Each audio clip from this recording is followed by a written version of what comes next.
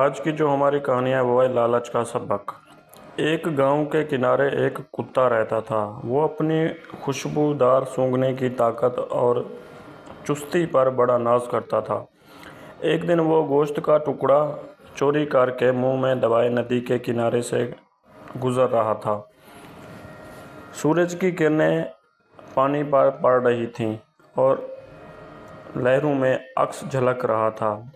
کتے نے نیچے دیکھا تو پانی میں ایک اور کتے کو دیکھا۔ اس کے منہ میں بھی گوشت کا ٹکڑا نظر آیا۔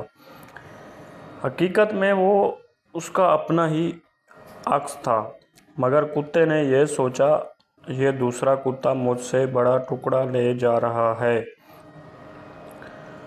مجھے یہ بھی حاصل کرنا چاہیے۔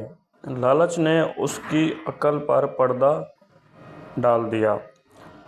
اس نے بھونکنے کے لیے منہ کھولا تاکہ دوسرے کتے کو ڈرا سکے اور اس کا ٹکڑا چھین لے، لیکن جیسے ہی اس نے منہ کھولا، اس کا اپنا گوشت پانی میں گر کر بہہ گیا۔ اب وہ خالی منہ اور بھوکا کھڑا رہ گیا۔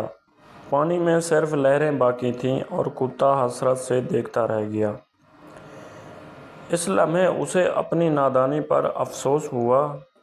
اس نے سوچا، اگر میں لالچ نہ کرتا تو آج میرا پیٹ بھرا ہوتا۔ دوسروں کا مال دیکھ کر اپنی نعمت کو کھونا ہی سب سے بڑی بے وقوفی ہے۔